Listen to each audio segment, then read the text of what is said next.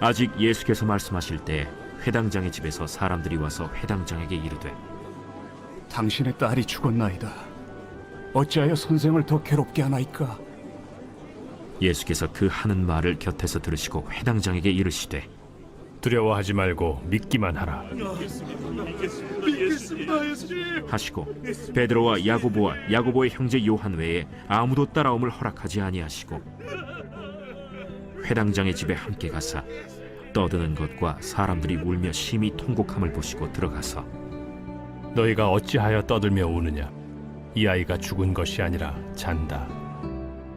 하시니 그들이 비웃더라.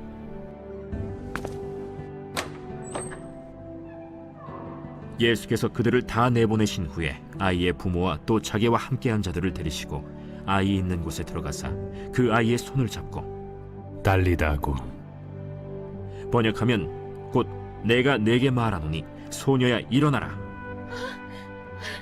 소녀가 곧 일어나서 걸으니 나이가 12살이라. 사람들이 곧 크게 놀라거늘 예수께서 이 일을 아무도 알지 못하게 하라고 그들을 많이 경계하시고 이에 소녀에게 먹을 것을 주라 하시니라.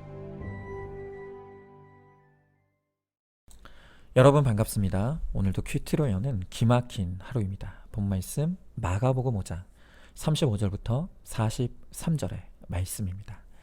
자, 오늘 말씀에서 예수님은 회당장 야이로의 죽은 딸을 살리시는 기적을 베푸십니다. 자, 오늘 이 사건이 우리에게 참으로 의미 있는 것은, 오늘 이것은 장차 예수님을 믿는 우리 모두에게 일어날 부활의 예고편이기 때문입니다. 이 부활신앙은 우리 그리스도인의 믿음 중에 핵심입니다. 그래서 오늘 말씀을 통해 이 부활신앙에 대해 깊이 묵상해 보도록 하겠습니다. 자, 먼저 우리는 신자의 부활을 반드시 믿어야 합니다.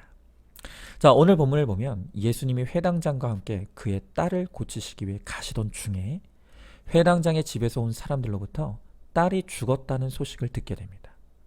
자, 그런데 이 소식을 들은 예수님께서 회당장을 향해 뭐라고 말씀하시냐면 두려워하지 말라고, 그리고 믿기만 하라 라고 하십니다. 여러분, 정말 성경에는 이 두려움에 대한 말씀이 참 많이 나옵니다. 자, 그런데 우리가 생각해 봐야 될 것이 있습니다. 자, 여러분, 우리는 왜 이렇게 두려움이 많을까요? 왜 우리는 이 두려움이라는 것을 인생에서 떨칠 수가 없는 것입니다. 여러분, 그 이유는 간단합니다. 우리가 인생에서 두려워할 수밖에 없는 것은 우리 인생이 내 마음대로 또 내 뜻대로 되지 않기 때문이죠. 여러분, 하나님께는요 두려움이 없습니다. 왜냐하면 하나님은 전지전능한 하나님이시기 때문입니다. 즉, 하나님은 당신이 계획하시고 뜻하시는 바대로 모든 것을 이루어 가십니다. 또한 이 세상에서 일어나는 모든 일은 하나님의 통치 안에서 그의 섭리하신 대로 이루어질 뿐입니다. 그래서 하나님은 두려워하실 필요가 없습니다. 그러나 반면에 인간인 우리는 어떻습니까? 우리는 다른 사람은 물론이고 내 인생에 대해서조차 아는 것이 하나도 없습니다. 여러분, 당장 1초 뒤에 내 인생이 어떻게 될지, 또 내 인생에 무슨 일이 일어날지 우리는 모릅니다. 그래서 우리의 인생을 일컬어서 소경 같은 인생이라고 하는 것입니다. 여러분, 또한 우리는 할 수 없는 것도 너무 많습니다. 여러분, 도대체 우리 인생에서 내 마음대로 또 내 뜻대로 되는 일이 얼마나 있겠습니까? 여러분, 특별히 우리가 참 죽음을 두려워합니다. 그런데 국경을 초월하여서, 인종을 초월해서 모든 인류가 이 두려움 앞에서 벌벌 떠는 이유는 우리가 이 죽음이라는 문제를 전혀 통제할 수 없기 때문입니다. 여러분, 죽음의 시와 때를 결정할 수 있는 사람이 없죠. 또 죽음의 문제를 피할 수 있는 사람도 없습니다. 여러분, 그래서 우리는 이 죽음이라는 문제 앞에 서면 우리가 얼마나 무지하고 무능한 인생인지를 인정할 수밖에 없게 됩니다. 여러분, 우리는 이 불로장생의 꿈을 꾸었던 진시황을 잘 압니다. 그는 영원히 죽지 않기를 원했습니다. 그러나 그도 결국 죽고 말았죠. 자, 그런데 이제까지요, 이 진시황이 정확하게 어떻게 죽었는지에 대해서 알려진 바가 거의 없습니다. 자, 그런데 이 싱가포르 소아과학 회장을 지낸 이 허나이창이라는 의사가 진시황의 죽음에 관한 책을 썼습니다. 그는 그 책에서 주장하기를 진시황이 평소에 암살을 너무너무나 두려워했다고 합니다. 그래서 늘 그는 두껍고 화려한 옷을 겹겹이 끼어 입고 살았다고 합니다. 자, 그런데 문제는 뭐냐 하면 그렇게 옷을 두껍게 껴입고 살아가다 보니 한여름에도 옷을 벗지 못하는 것입니다. 그리고 그렇게 더위에 시달리다 그가 열사병에 걸려서 죽었다고 주장하는 것입니다. 자, 그러니까 이 진시황은 자기가 가진 힘으로도 어떻게 할 수 없는 이 죽음에 대한 두려움에 시달리다가 결국 두려움 때문에 죽었다는 말이죠. 여러분, 오늘 예수님은요, 이렇게 두려워할 수밖에 없는 우리 인간이 이 두려움을 이길 방법은 오직 한 가지밖에 없다고 말씀하십니다. 여러분, 그것이 무엇입니까? 바로 믿음입니다. 오늘 예수님은 두려워하지 말고 믿으라 하십니다. 자, 여러분, 어떤 믿음이 두려움을 이깁니까? 그것은 바로 문제보다 크신 하나님에 대한 믿음입니다. 여러분, 인간의 일생에서 죽음보다 더 큰 문제는 없습니다. 그러나 주님은 그 죽음을 이기시고 부활하심으로 승리하셨습니다. 여러분, 그렇다면 우리는 그 어떤 태산 같은 문제가 우리 앞에 있을지라도 그 문제보다 크신 하나님을 믿어야 합니다. 우리가 부활의 주님을 믿게 될 때 우리 인생의 그 어떤 문제보다 주님이 크고 강하심을 우리는 믿을 수 있는 것입니다. 이렇게 문제보다 크신 하나님을 믿고 그분께 우리의 삶을 맡기고 그분께 우리를 의지할 때 하나님께서 태산과 같은 문제를 할지라도 능히 넘게 하시는 은혜를 주시는 것입니다. 여러분, 제가 우리 교회에 와서 위임 목사가 됐을 때 그때 제 나이가 36이었습니다. 여러분, 36의 나이에 담임 목사가 되어서 뭘 알았겠습니까? 그때 당시 제가 하는 모든 일은 제가 난생 처음 겪는 일들이고 그래서 그 모든 문제들이 마치 저에게도 태산같이 느껴졌습니다. 여러분, 제가 우리 교회에서 지나온 시간들을 돌아보면요, 참 많은 일들이 있었습니다. 남의 교회 일로만 여겼던 교회 분쟁도 겪었고요. 또 우리 교회가 30년 넘게 있었던 곳에서 다른 곳으로 이전하는 일도 있었습니다. 또 최근에는 코로나라고 하는 상상도 못할 천재지변도 겪고 있습니다. 여러분, 제가 큰 사건만 말씀드린 것이지 그리 길지 않은 목회 기간 동안 정말 수도 셀 수 없는 많은 사건과 위기들과 문제들을 통과해 왔습니다. 자, 그런데 제가 이렇게 태산같이 많은 문제와 사건들을 통과하며 어떻게 여기까지 왔겠습니까? 여러분, 누군가 그 비결이 뭐냐고 물으면 제가 딱히 대답해 드릴 말이 없습니다. 정말입니다. 왜냐하면 저에게는 그런 문제를 해결할 만한 능력도 없고 경험도 없고 노하우도 없었습니다. 그리고 그것은 지금도 마찬가지입니다. 여러분, 단지 제가 그 문제와 사건이 올 때마다 한 것이 하나 있다면 그것은 내가 이 문제에 대해서 할 수 없다는 것을 인정한 것입니다. 그리고 문제 앞에서 하나님 앞에 나아가서 그때그때 깨닫게 하시는 회개를 이루고 하나님이 기뻐하시는 적용과 순종을 이루기를 그저 힘썼을 뿐입니다. 여러분, 그렇게 했을 때 하나님께서 생각하지도 못한 방법과 길을 열어주시고 그래서 그 위기들을 넘어서게 하시고 또 문제를 풀어주시는 은혜를 저는 경험했습니다. 그런 하나님의 은혜가 있었기 때문에 저는 여기까지 올 수 있었던 것입니다. 여러분, 그것은 여러분들도 마찬가지입니다. 여러분, 문제와 사건이 왔을 때 우리가 해야 될 일은 두려워하는 것이 아니라 하나님을 믿는 것입니다. 내 문제보다 크신 하나님을 믿고 하나님의 말씀 앞으로 나와서 문제 해석을 구하며 내 죄를 회개하고 거룩을 이루어갈 때 하나님께서 내 문제를 책임져 주시고 모든 것이 합력하여 선을 이루시는 은혜를 베풀어 주실 것입니다. 자, 한번 질문해 봅니다. 나는 문제 앞에서 두려워합니까? 믿기만 합니까? 내가 두려워하는 이유가 하나님 자리에서 하나님 노릇하려는 나의 교만과 악됨이라는 것을 인정하십니까? 내 문제와 사건을 주신 분도 하나님이시라는 것을 믿습니까? 문제의 주인이신 하나님 앞에서 문제 해석을 받고 회개하여 문제가 해결되는 은혜도 누리시기 바랍니다. 자, 두 번째로 부활신앙을 믿는 우리에게 죽음이란 없습니다. 자, 이렇게 딸이 죽었다는 소식을 들은 예수님은 베드로와 야고보, 요한 세 제자만 데리고 야이로의 집에 도착하셨습니다. 자, 그 집에 도착해 보니 그 집안 사람들이 온통 슬퍼하며 통곡하고 있었습니다. 자, 그런데 그때 그 통곡하는 사람들의 모습을 보신 예수님께서 39절에 너무너무 중요한 말씀을 하십니다. 예수님 말씀하시기를 이 아이가 죽은 것이 아니라 잔다 라고 말씀하시는 것입니다. 여러분, 오늘 이 죽음을 향해서 예수님이 잔다라고 표현하시는 것은 오늘 여기에만 등장하는 것이 아니라 성경 전체에서 일관되게 이 성도의 죽음을 자는 것으로 표현하고 있다는 것입니다. 자, 요한복음 11장 11절에 보면 나사로가 죽었다는 소식을 듣고 예수님이 말씀하시길 우리 친구 나사로가 잠들었도다. 그러나 내가 깨우러 가노라 라고 하십니다.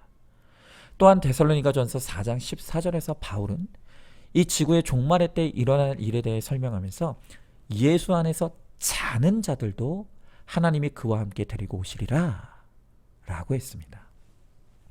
여러분, 이렇게 성경에서 신자의 육신의 죽음을 맞이한 사람들을 향해 그들이 죽었다라고 하지 않고 그들이 잔다라고 하십니다.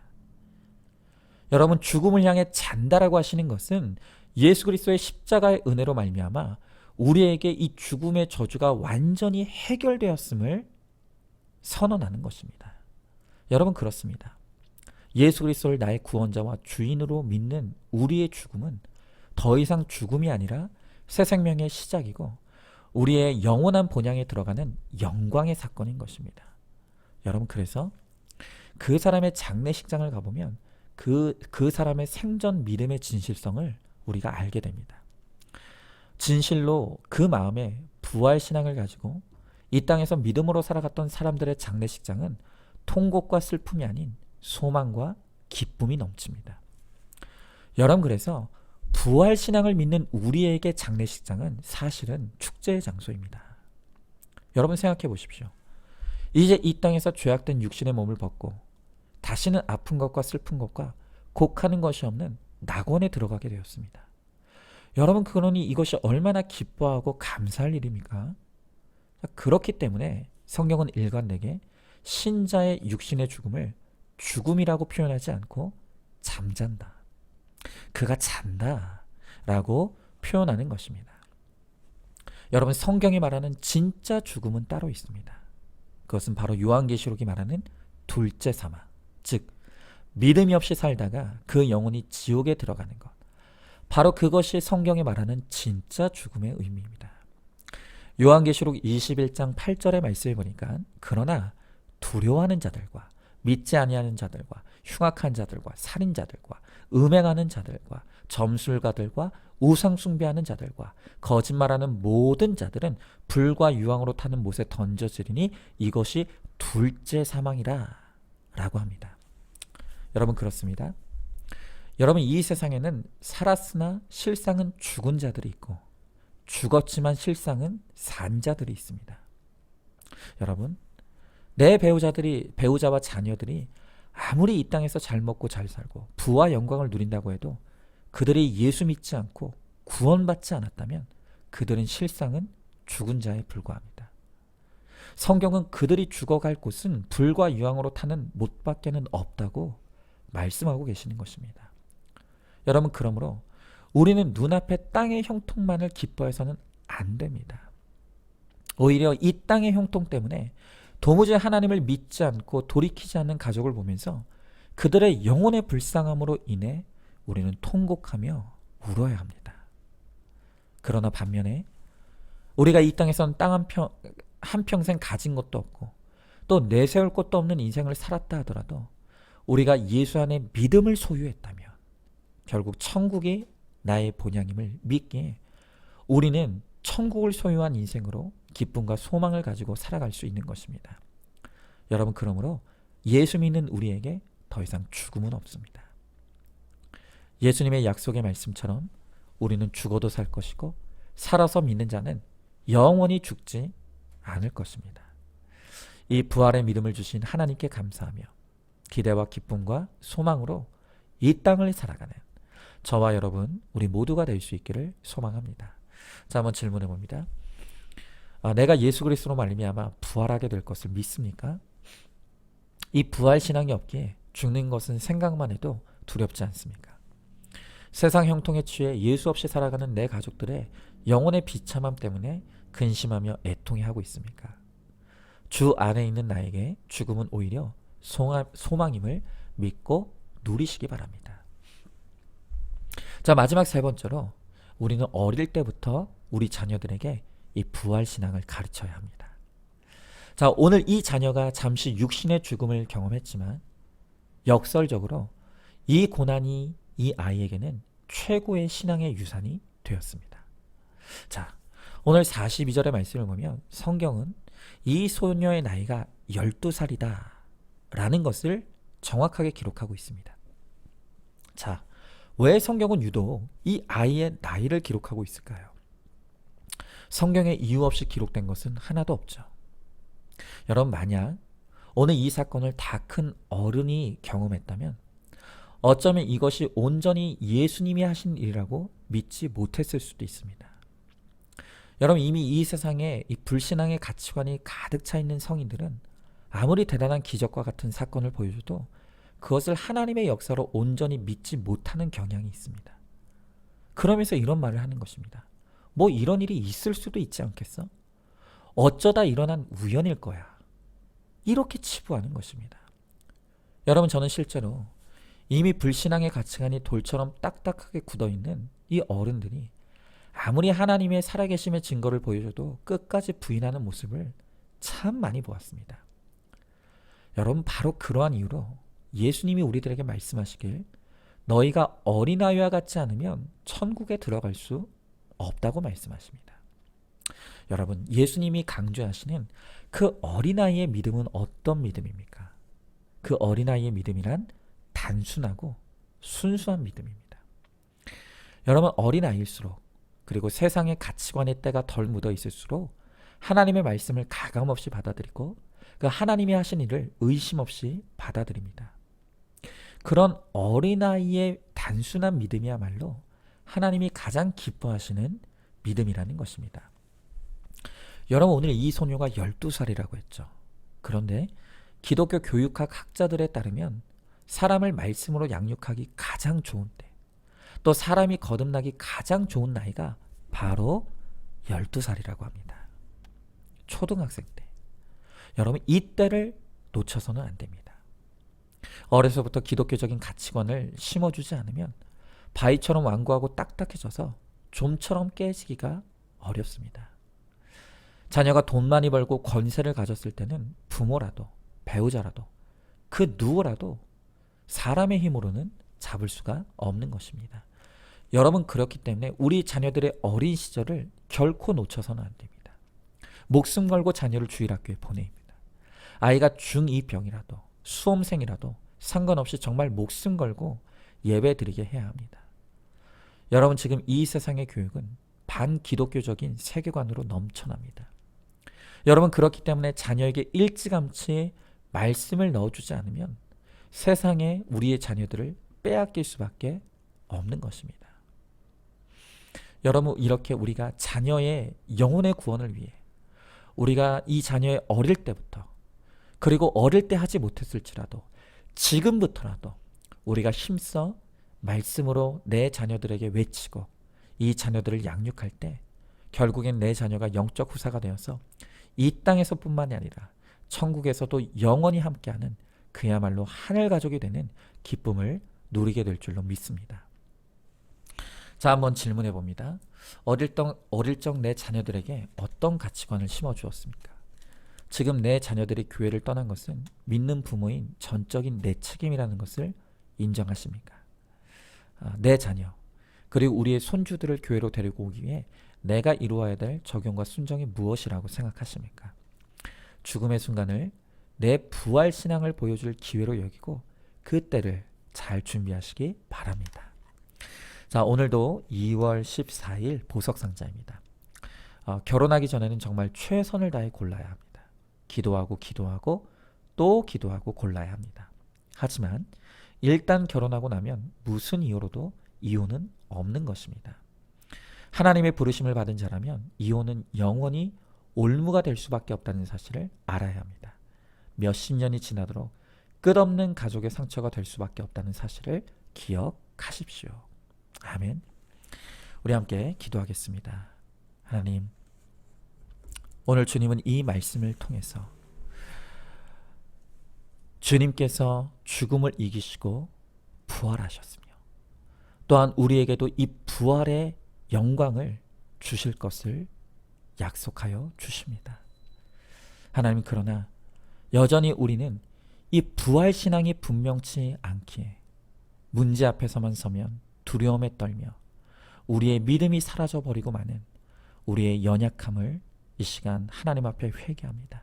주님, 이제는 정말로 죽음을 이기시고 부활하신 그 살아계신 하나님을 우리가 믿을 수 있게 하여 주시옵시고, 그래서 어떤 문제 앞에서도 문제보다 크신 하나님을 믿기에 우리가 담대하게 주님을 의지할 수 있게 하여 주시옵시고, 주님을 믿는 믿음 안에서 내가 아닌 하나님께서 우리의 태산 같은 문제를 넘게 하시는 그 은혜를 누릴 수 있게 하여 주시옵시고, 그래서 나의 삶을 통해서 하나님의 살아계심과 하나님의 역사하심을 증거하고 드러내며 나타내는 우리 모두가 될 수 있게 하여 주시옵소서. 또한 정말로 우리의 믿음을 우리의 자녀들에게 잘 계승하고 전수할 수 있게 하시고, 그래서 정말 우리의 가족들이 육적인 가족을 넘어 영적인 가족이 되어서 하나님 나라에서도 함께 구원의 기쁨을 누릴 수 있도록 주님, 우리가 복음의 통로가 되게 하여 주시옵소서. 믿사오며 사랑이 많으신 우리 예수님 이름 받들어 기도드리옵나이다. 아멘. 오늘도 큐티로 기막힌 하루를 살아내는 하늘가족 공동체 우리 모든 성도님 되시기를 주님의 이름으로 축복합니다.